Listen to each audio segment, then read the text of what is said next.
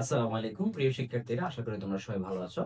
আমরা হিসাব বিজ্ঞান শেখার ধারাবাহিক প্রক্রিয়ায় আমরা শিখতেছিলাম হচ্ছে জাবেদা। জাবেদার মধ্যে আমরা টাইপ ওয়াই যে জাবেদা সেগুলো শিখতেছি আমরা। আমরা এখন দেখবো হচ্ছে সম্পদ সংক্রান্ত লেনদেনগুলো কিভাবে জাবেদা করতে হবে, ডেবিট ক্রিয়েট করতে হয়। চলো শুরু করা যাক। আমরা দেখতে পাচ্ছি আমাদের প্রথমে হচ্ছে নগদে আসবাবপত্র ক্রয় করা হলো ৫৫,০০০ টাকা। তার মানে তুমি এখানে যতগুলো লেনদেন আছে সবগুলো লেনদেনের মধ্যে তুমি দেখবে যে সম্পদ ক্রয় করা হচ্ছে। এখন সম্পদ ক্রয় করলে কি হবে? সম্পদটা বৃদ্ধি পাবে।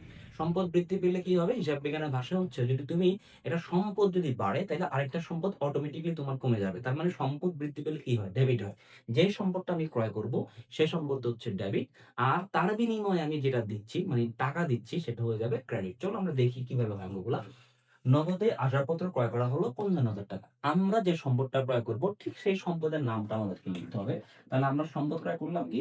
আমরা সম্পদ ক্রয় করলাম হচ্ছে আসবাবপত্র। তাহলে আমরা লিখব হচ্ছে আসবাবপত্র। এবার দেখো তুমি আসবাবপত্র যে ক্রয় করলা কিসের বিনিময়ে ক্রয় করলা? নগদ টাকার বিনিময়ে। তাহলে আরেকটা কি লিখবো আমরা? নগদ। এখন আসো আসবাবপত্র কি হিসাব? আসবাবপত্র হচ্ছে সম্পদ। নগদ কি হিসাব? নগদ হচ্ছে সম্পদ। এখন আসো ব্যবসার মধ্যে কিন্তু আমাদের আসবাবপত্র ক্রয় করার ফলে আসবাবপত্র বৃদ্ধি পেল। বৃদ্ধি পাওয়া মানে হচ্ছে না প্লাস, আর সম্পদ বৃদ্ধি পেলে কি হয়? ডেবিট। নগদ টাকা সম্পদ, সম্পদটা এখানে চলে গেছে। নগদ টাকা চলে গেছে। চলে গেলে কি হবে? ক্রেডিট। মানে একটা সম্পদ বাড়ে, একটা সম্পদ কমে। এরপর আসো ধারে যন্ত্রপাতি ক্রয় করা হলো ৮৫,০০০ টাকা। এখন ধারে যন্ত্রপাতি ক্রয় করলে কি হলো? ব্যবসায় যন্ত্রপাতি আসলো। তাহলে সম্পদের নামে লিখতে হবে আমাদেরকে যন্ত্রপাতি। এখন কিসের মাধ্যমে বললাম? ধারে। ধারে কোনো কিছু ক্রয় করলে কে আসবে? পাওনাদার। এখন আসো যন্ত্রপাতি কি হিসাব? সম্পদ। সম্পদটা এখানে কি করলো? বাড়লো। সম্পদ বাড়লো হচ্ছে ডেবিট। পাওনাদার কি? তোমরা জানো পাওনাদার হচ্ছে দায় হিসাব। এখন পাওনাদার কি বাড়ছে না? অবশ্যই পাওনাদার বাড়ছে। আমি বাকিতে ক্রয় করার ফলে একজন পাওনাদার নতুন করে সৃষ্টি হলো। তাহলে পাওনাদার দায়, দায় বাড়লে কি হবে? দায় বাড়লে হচ্ছে ক্রেডিট। তারপরে দেখি সবগুলো একই রকম দেখো।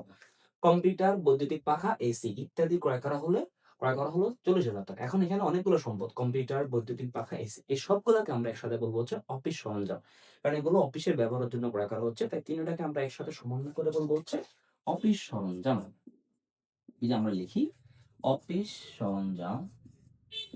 আরেকটি কিসের মাধ্যমে ক্রয় করলাম? অবশ্যই এখানে বাকিতে কিছু লেখা নাই, তার মানে নগদে ক্রয় করা হলো। বাকিতে লেখা ফাঁকা নেই, কিসের? নগদ। অফিস সরঞ্জাম কি হিসাব? সম্পদ। নগদ টাকাও কি হিসাব? সম্পদ। অফিস সরঞ্জাম ব্যবসায় বৃদ্ধি পেল, তার মানে সম্পদটা বৃদ্ধি পেল। সম্পদ বৃদ্ধি পেলে কি হবে? ডেবিট। নগদ টাকা সম্পদ, এখানে নগদ টাকা চলে যাওয়ার কারণে হচ্ছে ক্রেডিট। তারপরে যন্ত্রপাতি সংস্থাপনের জন্য ব্যয় করা হলো ৩,০০০ টাকা। যন্ত্রপাতি সংস্থাপনের জন্য ব্যয় করা হলো ৩,০০০ টাকা। যন্ত্রপাতি সংস্থাপনের জন্য যে টাকাটা খরচ হবে এই টাকাটা যন্ত্রপাতির সাথে যোগ হবে। আমি নাম হচ্ছে যন্ত্রপাতিতে সম্পদ। এই যন্ত্রপাতির সম্পদটা বৃদ্ধি পাবে। তাহলে কি হবে? হবে হচ্ছে একটা হচ্ছে যন্ত্রপাতি। যন্ত্র সংস্থানের জন্য ব্যয় করা হলো ৩,০০০ টাকা। একটা হচ্ছে যন্ত্রপাতি কি লিখবো আমি এখানে? লিখতে হবে যন্ত্রপাতি সংস্থাপন ব্যয়। আরেকটা হচ্ছে নগদ টাকা। যেহেতু আমার টাকা চলে গেছে নগদান হিসাব। তো যন্ত্রপাতির সংস্থাপনটা এখানে কি আসবে? এটাকে আমাদেরকে কি মনে করতে হবে? এটা কিন্তু সম্পদ বাড়ে। যন্ত্রপাতি সংস্থাপন করলে সম্পদটা বাড়ে। আমাদের এখানে সম্পদই মনে করতে হবে, ব্যয় মনে করা যাবে না। সম্পদটা এখানে বাড়লে কি হবে? ডেবিট। নগদ টাকা সম্পদ, এটা চলে গেলে হচ্ছে ক্রেডিট। তার মানে কোনো সম্পত্তি যদি সংস্থাপন করা হয় অথবা এটার কোনো উন্নয়ন করা হয় সেটা কিন্তু সম্পদের সাথে এসে প্লাস হবে। এবার দেখি আমরা পেশাগত বই কিংবা সম্পত্তি নিয়ে ব্যবসা আরম্ভ করা হলো। যেমন আইন বই নিয়ে আইন পেশা শুরু করা হলো। আ পা আ কত টাকা? ৫০,০০০ টাকা। কি হবে এটা? আমরা একটু উপরে গুলা মুছে ফেলি।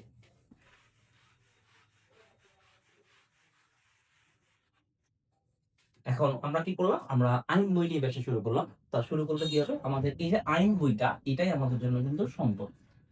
আইন পেশায় আইন বইটা হচ্ছে আমাদের জন্য সম্পদ। এখন কি করলো? বিনিময়ে কি করলাম? নগদ টাকা দিলাম। তাহলে একটা হচ্ছে নগদ। আইন বইটা এখানে যদি সম্পদ হয়, তাহলে সম্পদটা এখানে বাড়ছে। সম্পদ বাড়লে হচ্ছে ডেবিট। নগদ টাকা কি? নগদ টাকার সম্পদটা এখানে কমে গেলে হচ্ছে ক্রেডিট। আমি পূর্বেই তোমাদের বলেছিলাম যে সবগুলো প্রায় একই রকমের হবে। সম্পদ বাড়বে আর একটা সম্পদ কমবে।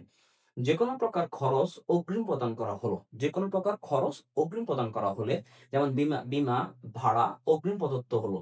যেকোনো প্রকার যদি খরচ তুমি অগ্রিম প্রদান করো, এর অর্থ হচ্ছে তোমার টাকাটা যাকে তুমি দিয়েছো তার কাছে টাকাটা তোমার জমা আছে। জমা থাকলে কি হবে? সম্পদ। তাহলে আমরা কি বলতে পারি? যেকোনো খরচ যদি আমরা, এটা ৫ নাম্বার মেবি এটা ৬। যেকোনো প্রকার খরচ যদি আমরা অগ্রিম করি, তাহলে সেই খরচের পূর্বে আমাদেরকে লিখতে হবে অগ্রিম। আর ওই খরচটা লিখতে হবে। মনে করো অগ্রিম ভাড়া। তো অগ্রিম ভাড়া দিলে কি হবে? অগ্রিম ভাড়া তো বিনিময়ে তুমি কি করলে? টাকাটা তো দিলা নগদ। অগ্রিম ভাড়া কি হিসাব? সম্পদ। এটা বাড়ছে, বাড়লে হবে ডেবিট। আর নগদ টাকা হচ্ছে সম্পদ। এটা কমে যাবে, কমলে হচ্ছে ক্রেডিট। তার মানে অগ্রিম। যেকোনো খরচ অগ্রিম দিলে সেটাকে সম্পদ মনে করতে হবে। আই মিন তুমি যেখানে যদি থাকো, বাসা ভাড়ায় ভাড়া বাসায় থাকো, তাহলে ওই প্রতি মাসে, মাসে যে টাকাটা দিচ্ছ সেটা হচ্ছে তোমার মূলত বাসা ভাড়া। বাট তুমি যদি ১ বছরের টাকাটা অগ্রিম দিয়ে ফেলো, তাহলে কি হবে? প্রত্যেক মাসে ১ মাসের টাকাটা তোমার খরচ হবে। কিন্তু বাকি টাকাটা যে বাসা ভাড়ার যে মালিক তার কাছে জমা থাকবে। সেটা হচ্ছে তোমার জন্য মূলত সম্পদ। তার মানে যেকোনো খরচ যদি তুমি অগ্রিম করে থাকো সেটা তোমার জন্য সম্পদ হয়ে যাবে। তাহলে অগ্রিম ভাড়া, এই ভাড়ার জায়গায় তুমি কি করতে পারো? যেকোনো প্রকার খরচ লিখতে পারো। সেটা হয়ে যাবে সম্পদ।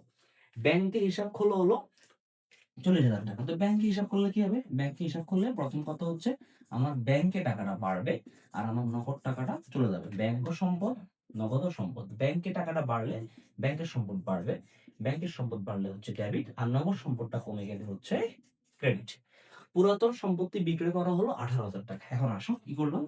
তো সম্পত্তি বিক্রয় করলে আমার কাছে কি আসছে? নগদ টাকা আসছে। তাহলে একটা এন্ট্রি হচ্ছে নগদ, আরেকটা হচ্ছে কি সম্পত্তি? পুরাতন সম্পত্তি। সম্পত্তিটা এখন আমার কাছে আর নাই। নগদ টাকা কি? সম্পদ। এই সম্পদটা কি করছে? বাড়ছে, বাড়লে হবে ডেবিট। আর পুরাতন সম্পত্তি, এটাও তো সম্পত্তি। তাহলে সম্পত্তি এখানে কমে গেল, কমে গেল হচ্ছে ক্রেডিট। দেখো সম্পদের যে জাবেদাগুলো সেগুলো অত্যন্ত সহজ।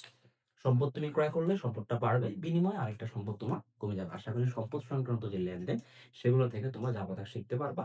ধারাবাহিকভাবে যদি তুমি ক্লাসগুলো বাসায় প্র্যাকটিস করো, হিসাব বিজ্ঞানে তুমি দেখবা যেকোনো অঙ্ক তোমার জন্য সহজ হয়ে যাবে। তো প্রধান শর্ত হচ্ছে তোমাকে খুব ভালো করে জাবেদাগুলা এইভাবে আমি যে ব্যাখ্যা দিয়ে শিখাচ্ছি, প্লাস মাইনাস বৃদ্ধি পেলে কি হবে, হ্রাস পেলে কি হবে, এভাবে শিখতে হবে। আর পরীক্ষায় কিন্তু এভাবে লেখা যাবে না। এটা তোমাকে প্র্যাকটিস করার জন্য এভাবে শিখাচ্ছি। পরীক্ষায় কিভাবে আনসার করতে হবে সেটা আমরা অন্যান্য ক্লাসে দেখাবো। দেখা হচ্ছে অন্য কোনো ভিডিওতে।